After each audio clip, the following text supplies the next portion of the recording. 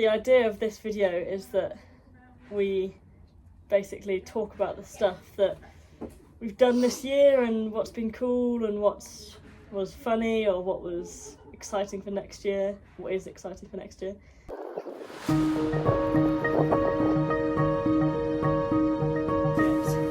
Thank you.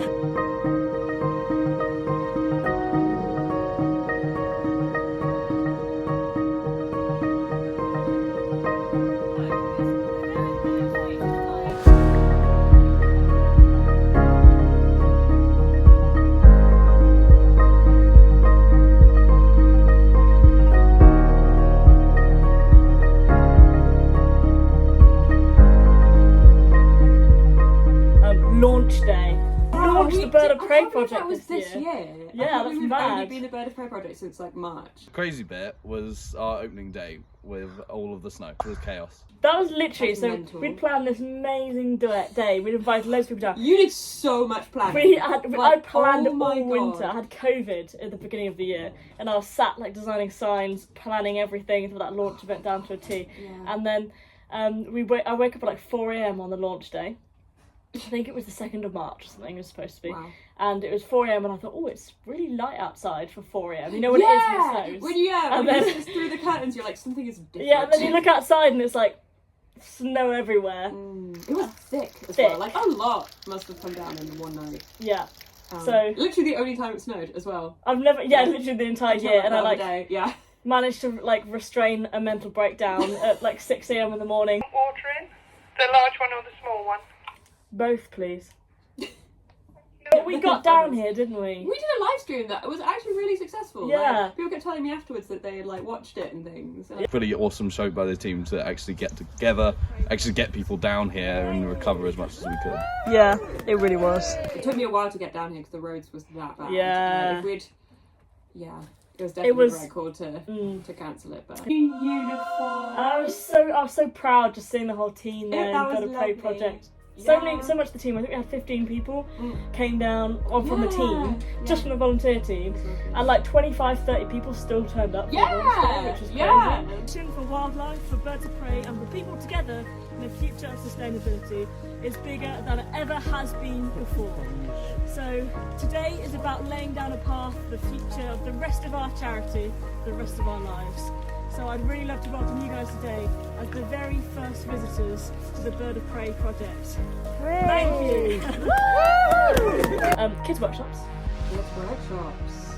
Have you They've recovered? all blurred into one. Like I can't even pinpoint an exact time because they are hilarious. That's one of my most like funny moments of the year. Just, like the things that kids come out with. Yeah, literally. It's just incredible. It's brilliant. I think somebody on their little name tag, this little boy drew Wee Man, our parody, shooting laser beams in space.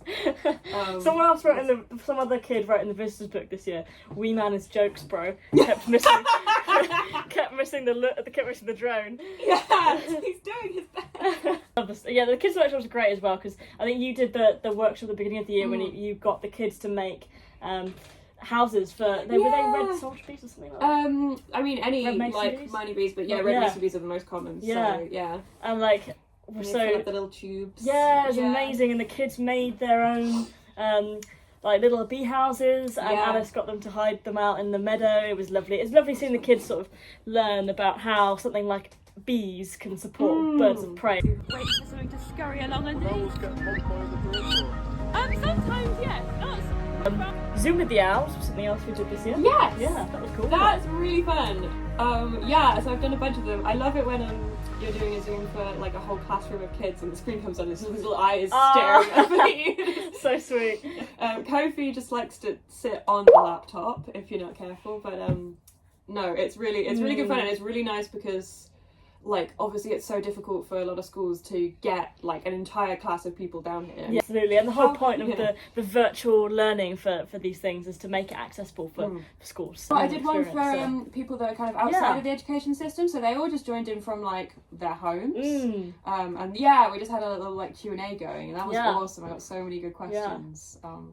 And that was really cool. Amazing. So if you're an educational professional and this is something you'd like to do, I'm gonna say that once this video is edited, there will be an email address floating at the bottom of the screen.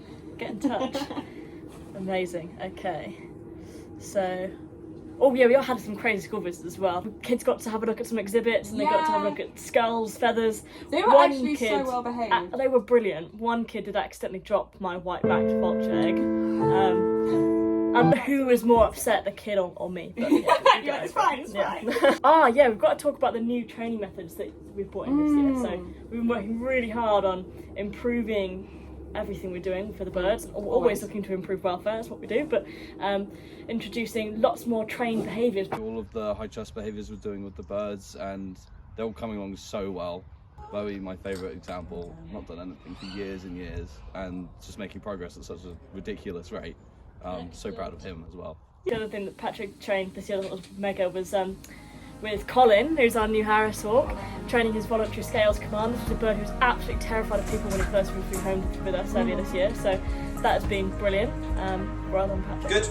And you've been doing some work with Bumble, which is amazing. Bumble's so funny. He's such a good character. He's and great. He talks a lot as well when he's training. He's got plenty to say. Love him.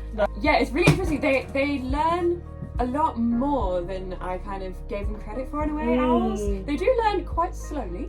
But when they get it, when it clicks, then they're on it, and he does a majestic waddle onto that little piece of extra turf. I'm asking him to sit on. It's incredible.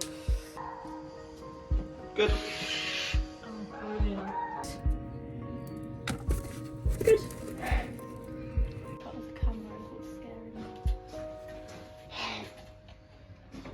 Oh, I think one of my biggest highlight of the year when I went down to one of the farms that we work with the Cavity Nesting Species Programme, which is where we monitor 4 species, 2 of which amber listed for conservation concern in this country, and try and work with farmers not only improve and restore some habitats, but also making new spaces for them to nest in the way of artificial nest boxes.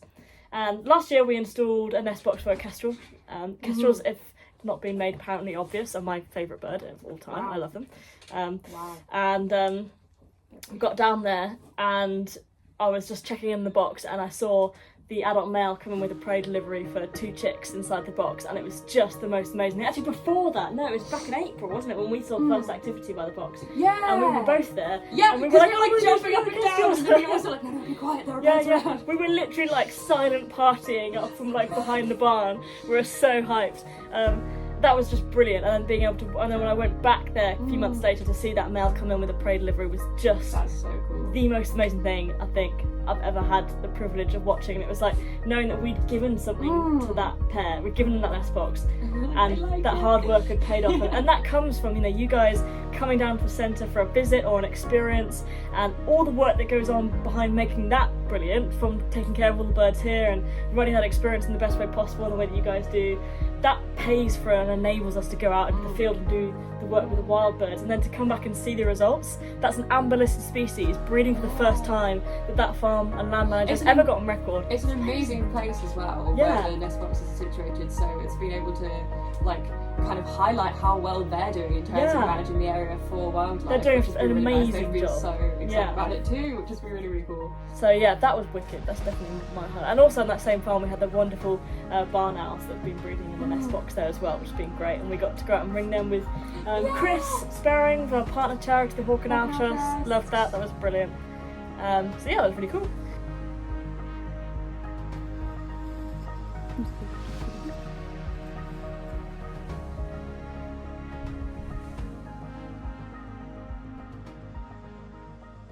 Remind me what the questions are first. Yes, the first question is, what was the most memorable or the best bit of 2024? Which if you had to pick one. British Bird of Prey Day for. Everyone said British Bird of Prey Day. Okay. So not that. I think the highlight of 2024 would have to be British Bird of Prey Day. Media. Bird of Prey Day was a load of fun. Yeah. Bird of Prey Day was cool, wasn't it? Yeah. Yeah, man. It's so good to get so many people together. Everyone really excited about conservation and birds of prey. So British Bird of Prey Day for favourite bit. That's exactly what Kate said as well. Yeah, it's like a given. It's the highlight, right? Patrick, but I'm Naomi, Patrick. Everyone else.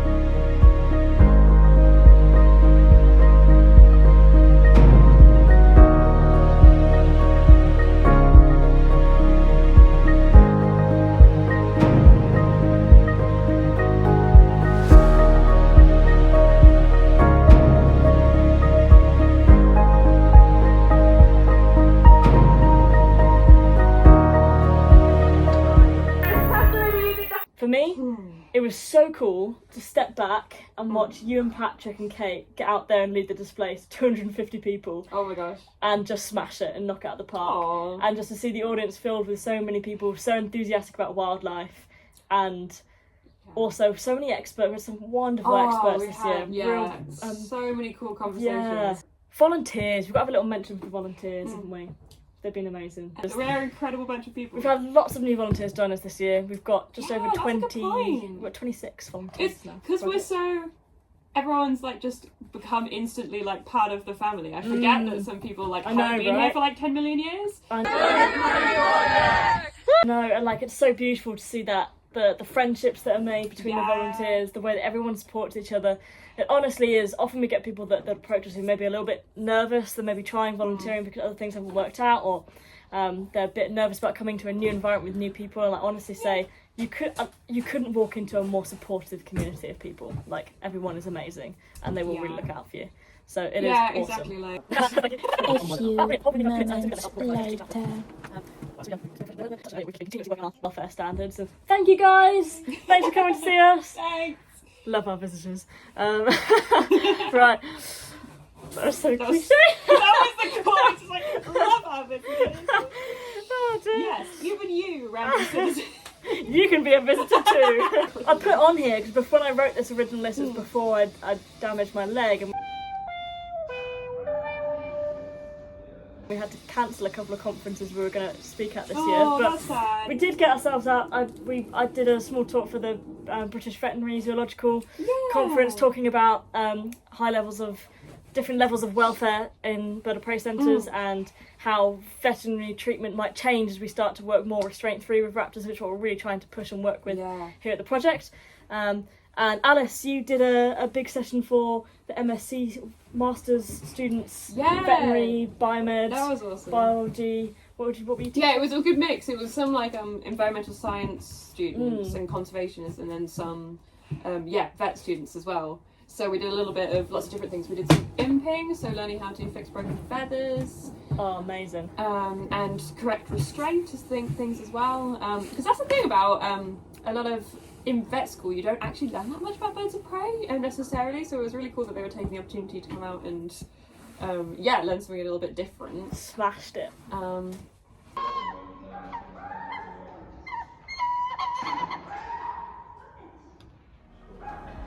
Autumn owl evenings this year, they were fun. Yeah.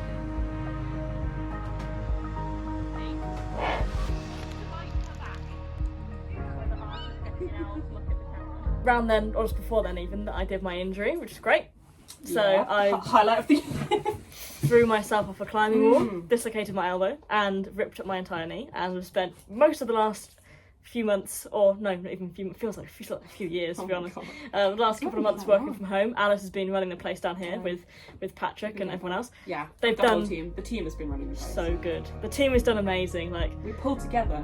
You guys have literally. It's been rubbish being off for injury, but to be able to stand back and watch you guys thrive is incredible, and I'm so proud of them all. They're brilliant. They're so brilliant. Been so helpful and like really gone out of their way to like get down here and help me out and Patrick. And yeah, the team pulled together amazingly, didn't they? And it was, and everyone was just there and ready to support, and it was just really showed us how amazing the people are behind the Bird of Prey project, because everyone who does this does it for passion and for love and for enthusiasm, and they support each other endlessly, and that is something that runs throughout the entire team, and everyone is equally responsible for that existing. You know, there's no one person, it's just a team effort of support, and I love that. But it has been nice having Naomi back with us in some just annoying Alice, really. I've got loads of policy writing done, I'll tell you that much. People say to me that your job what do you do when you can't go out and be practical, and I'm like, sadly a lot of my job is done behind a computer these days, but there you go. It's great. But it allows us to do what we do. So exactly. Yeah. There's a lot of important. There's a lot of admin for every cool thing that we talk about here. There's a lot of admin behind it. So there you go. And now we're just coming into the winter, aren't we? So Alice has just started doing some work. She's going to actually this week do some, on Wednesday, be going out to maintain some nest boxes. Yeah. Checking on the old that's been really cool. We pick up some camera traps. Nice. Some more successfully than others. Yeah. I think I've angered all of the cows.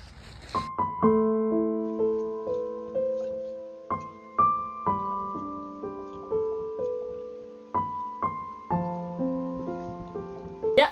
It helps if like the cows. You don't get many videos of owls if there are 50 cows in a field with your camera trap, but we've got some sites that are looking pretty promising, so amazing. I'm excited. Yeah, really looking forward to, and that's what I'm really excited for 2025 is to see some more breeding activity from those wild birds, building the picture, the understanding we've got of the wildlife in the local area, so we can hopefully continue to take more steps to help it and see it grow. So that's really exciting. Definitely. Because it was interesting talking to like Chris from the Hawk and Owl Trust about the breeding success of this year and kind of relating that to what we had seen as well. So I'd be interested to see what the year's like, for example, for the vole populations next year and how that affects, because it was pretty rubbish for field voles this year, it turns out, so barn owls didn't do too great, but I'll be interested to see if they pick up next year, hopefully. Definitely.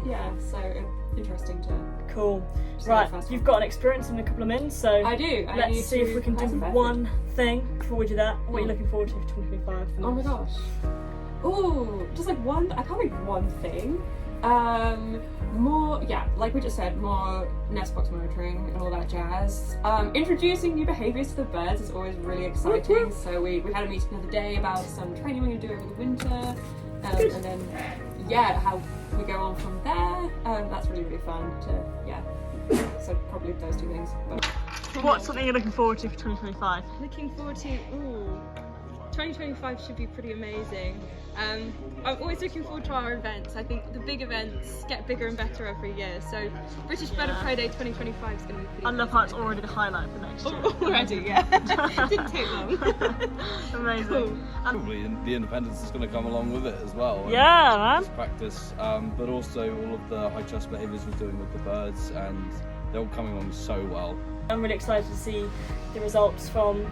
We've done a lot of work over this winter, sort of doing the behind the scenes preparation and project management for the nest box and cavity nesting species program, so I'm really excited to see how that comes together. I'm also really excited to hopefully do a bit more work for making our accessible wildlife education stuff a bit more prominent, so making resources for schools, helping schools and also other communities and groups of people who might have a more difficult time accessing wildlife and nature than the rest of us, have a bit more of an easier access to learning about birds and learning about wildlife in a really exciting way, because we can't restore nature without everyone being excited about it. So also in 2025, finally, one more thing, we've got our Raptor Ecology and Conservation webinar series coming out very soon as well. I'm really excited for that. Some fantastic experts. You can sign up and all the proceeds go to the Bird of Prey project as well. Funniest bit? Oh my gosh. What's your funniest bit? Oh, is that the little owl? The wild little owl? Is that a pigeon sat in the barn? Is it very round?